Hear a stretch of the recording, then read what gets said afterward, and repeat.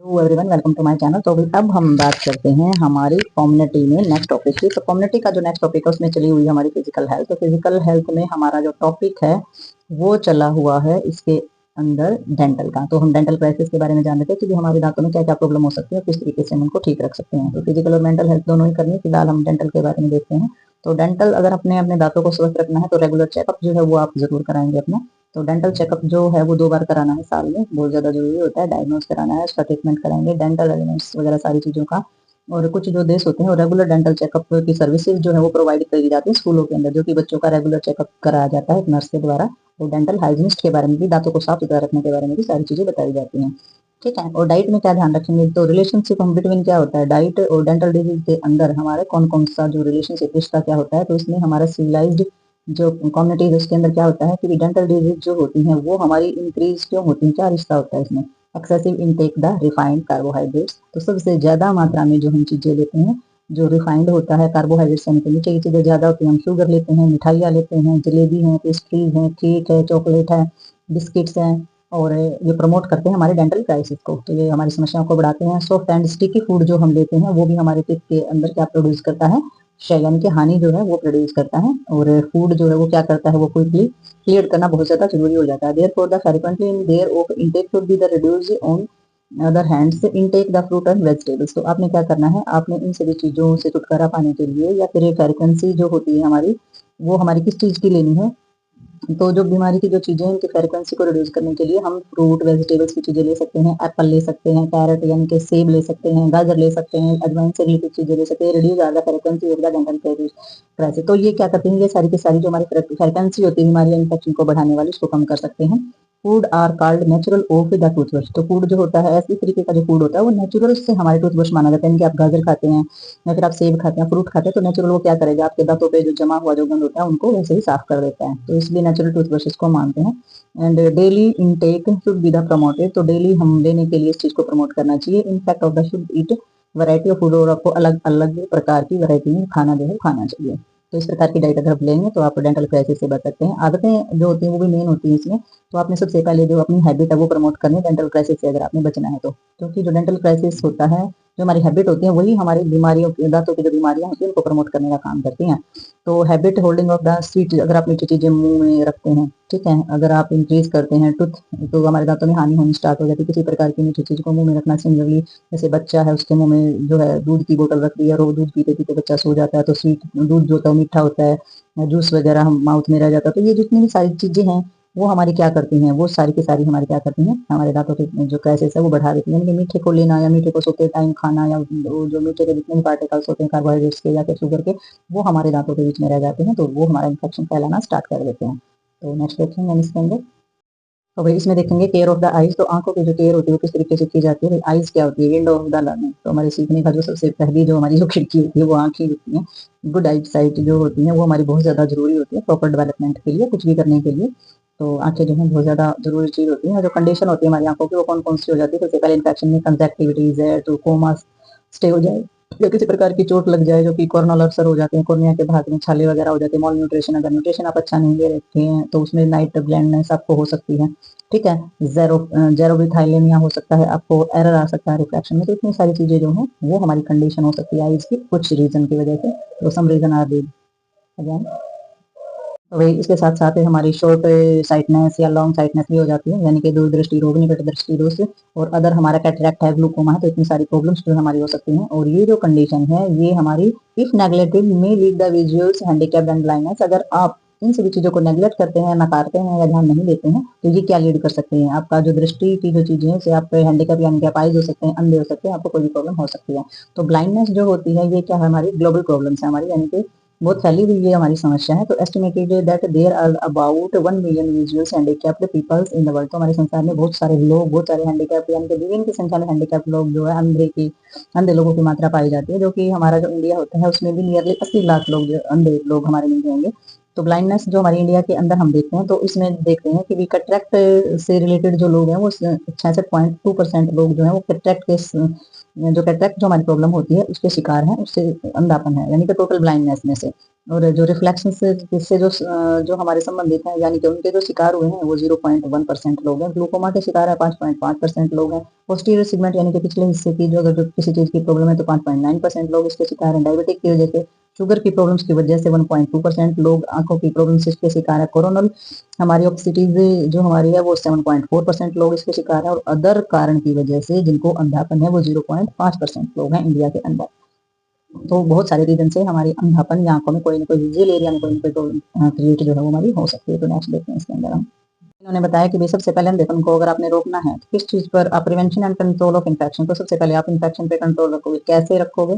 तो जैसे इन्होंने बताया कि सेंसिटिव ऑर्गन होता है ये हमारा, ठीक है, और इसमें जो डिस्चार्ज है, रेडनेस है या फिर दर्द हो रहा है आंखों के अंदर, तो should be taken not be seriously and the condition resulting from the infections are the mainly conjunctivitis and the trachoma. तो आपने इन चीजों को बहुत हल्के में नहीं लेना है। ये अगर प्रॉब्लम क्रिएट हो रही है तो आपने सीरियस लेना है इस कंडीशन को, क्योंकि ये जो चीजें हो रही हैं आपको ये रिजल्ट होती है इन्फेक्शन का, जिससे कंजक्टिविटीज या फिर ट्रूकोमा हो सकता है। कंजक्टिविटी जो है वो हमारा क्या है, अक्यूट जो इन्फ्लेमेशन होती है अदर लेयर ऑफ आईज, तो आईज की जो हमारी जो और लेयर होती है उनके अंदर इन्फ्लेमेशन होना होता है, वो कंजक्टिविटी बोली जाती है। और ये किसका कारण होती है? बैक्टीरिया और वायरस से।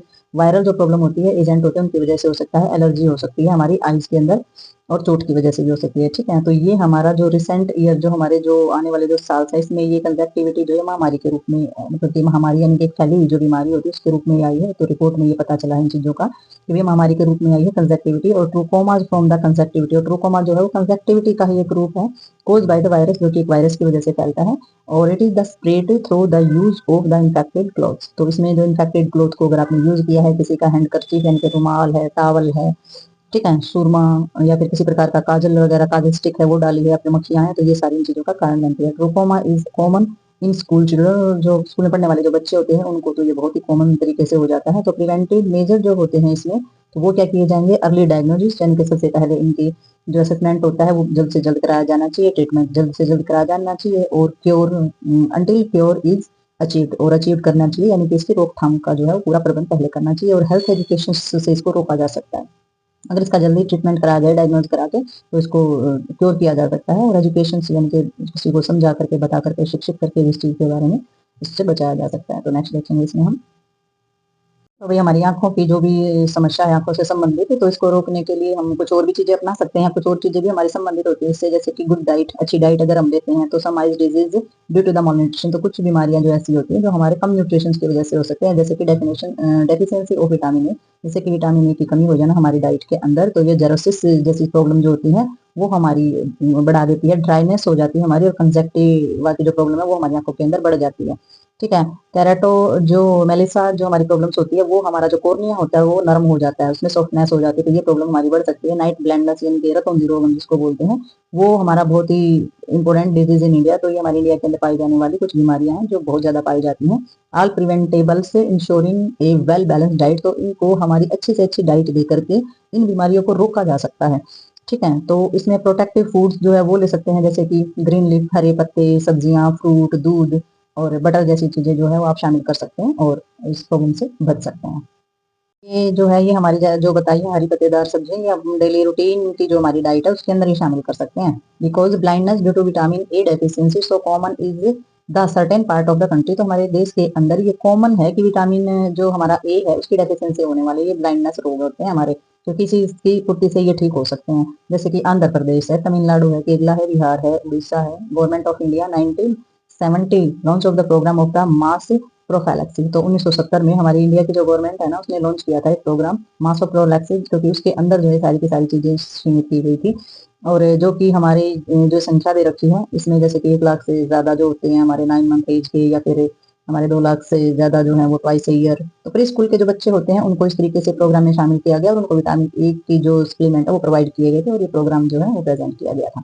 सिक्वेंट आइज हो जाती है जो भंगापन होता है, तो ये हमारी क्लोज आइज, सिक्वेंट आइज, भंगी आइज हो जाना, टेडी हो जाना, तो ये हमारी क्वालिफाइड की जाती है। स्पेशलिस्ट को दिखाना चाहिए सबसे पहले, तो कंसल्ट करना चाहिए स्पेशल डॉक्टर उससे। तो ये जो डिफेक्ट होता है ये हमारा हो जाता है, जैसे कि स्टिफाइड से यूज होता है ग्लास, आप इसके लिए चश्मा यूज कर सकते हैं, या आइज की एक्सरसाइज दोनों भी आप इसके लिए यूज कर सकते हैं। आंखों की जो एक्सरसाइज है वो करो, और चश्मा वगैरह जो बनाया जाता है वो आपने डालना है। सम केसेज आर ऑपरेशन में बी द नेसेसरी, कुछ केस ऐसे होते हैं जिनमें ऑपरेशन बहुत ज्यादा जरूरी होता है। Defect of the sequent eye should be the treatables early in the life, अगर लाइफ मतलब कि जल्दी से जल्दी अगर इसका जो ऑपरेशन है अगर वो किया जा सके तो full vision can not be the restored if the treatment of the delayed till about life. तो जल्दी से जल्दी अगर लाइफ में इसका ऑपरेशन किया जा सके तो आपका विजन यानी कि दृष्टि जो है वो सही रहेगी। अगर लास्ट स्टेज में या फिर बहुत ज्यादा देर होने पर अगर इसका ऑपरेशन किया जाता है तो हो सकता है आपको दिखने में कमी आ जाए। तो सीक्वेंट आइज जो होती है इसका अर्ली से अर्ली जो है ट्रीटमेंट या फिर जो ऑपरेशन जो भी डॉक्टर के हिसाब से बताया जाए वो करना चाहिए।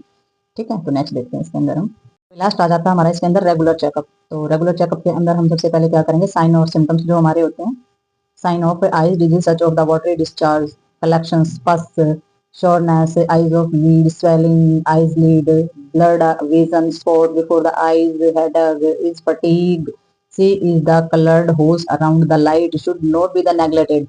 तो इनका कहने का मतलब ये है कि रेगुलर चेकअप कराना आपने, अगर इस तरीके के साइन दिखाई दे रहे हैं, आपकी आंखों से बहुत ज्यादा पानी आ रहा है, ठीक है, पस वगैरह अगर आंखों से निकल रहा है, शोरनेस आपकी आंखों के अंदर हो रही, लीड हो रही है, सूजन हो गई है आंखों के अंदर, ठीक है, आई लीड जो होती है उसकी सूजन हो गई है, अगर आपको धुंधला दिखाई दे रहा है, स्पॉट हो गया आंखों के अंदर, सर में दर्द होना स्टार्ट हो गया है, आंखों के अंदर थकावट महसूस हो गई है, कलर्ड होल दिखाई दे रहे हैं आपको लाइट के अराउंड, तो आपको इन चीजों को नेगलेक्ट नहीं करना है, नकारना नहीं है। रेगुलर चेकअप जो है वो आपने कराना है, जो कि स्पेशलिस्ट के द्वारा कराया जाता है।